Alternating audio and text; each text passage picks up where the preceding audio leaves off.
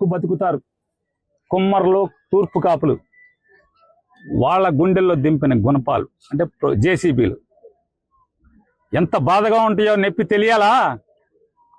3 ఏళ్ళు ఆగు. ఇదే బాపిరాజు కమిషనర్ని బందర్లో కమిషనర్గా తీసుకొచ్చి ఇంకా అతను 2034 దాకా ఉంటాడు సర్వీస్లో. బాపిరాజు చౌదరి గారు చంద్రబాబు నాయుడు గారి చుట్టం, గోపీచంద్ గారికి చుట్టం.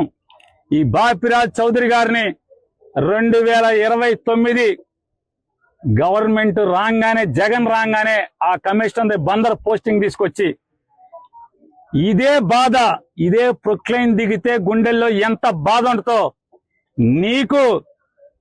నిన్ను ఆడిస్తున్న నీ పెన్ డ్రైవ్లన్నీ కూడా సేఫ్ లాకర్లో దాచుకుని నిన్ను తోలుబొమ్మలాగా ఆడిస్తున్నటువంటి ఆడికి ఇద్దరికి ఈ జేసీబీ బకెట్లు దిగితే ఎంత బాధ ఉంటుందో చూపించకపోతే కొల్ రవీంద్ర చూసుకో.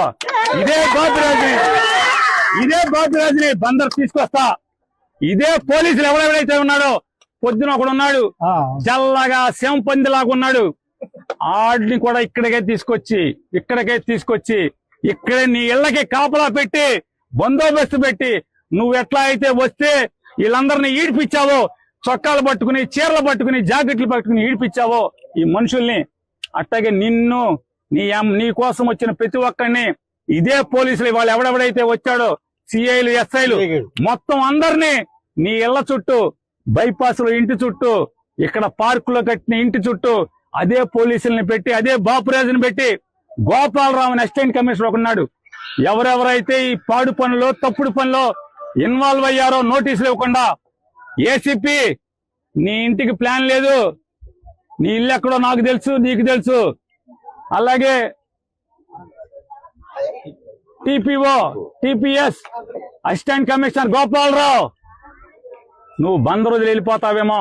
గోపాలరావు, బందర్ కాదు, నువ్వు ఆంధ్ర రాష్ట్రంలో ఎక్కడున్నా సరే, అవసరమైతే నువ్వు తెలంగాణ వెళ్తే కేసీఆర్ కాళ్ళన్నా పట్టుకుంటా. నీ ఇంటి సంగతి చూస్తా గోపాలరావు.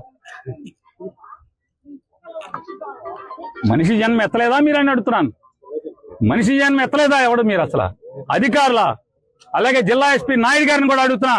అయ్యా ఎస్పీ గారు, కమిషనరు మీ పోలీసులకి పోలీస్ రిక్వజిషన్ ఇచ్చాడా? ప్రొటెక్షన్ అడిగాడా? రాతపూర్వకంగా అడిగాడా?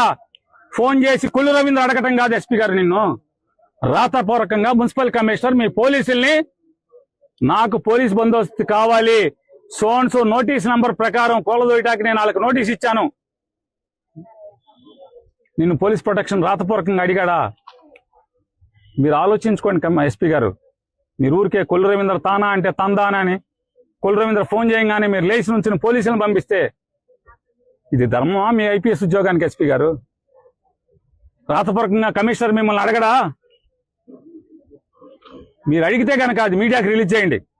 మున్సిపల్ కమిషనర్ బాపిరాజు చౌదరి మీకు మున్సిపాలిటీ నుంచి అధికారికంగా నేను పలానా చోట నోటీస్ ఇచ్చాను, ఆ నోటీస్ మీరిపోయింది, నాకు అక్కడ ఇల్లు కూలదోయటానికి పోలీస్ ప్రొటెక్షన్ కావాలని చెప్పని మీకు రాతపూర్వకమైన నోటీసు చిలకలపూడి సిఐకి ఇచ్చాడా? ఇస్తే మీడియాకి పెట్టండి. నేను మిమ్మల్ని నోరు మూసుకోకపోతే అప్పుడు అడగండి. మీ పోలీసులను అన్నందుకు పోలీసులు అన్నందుకు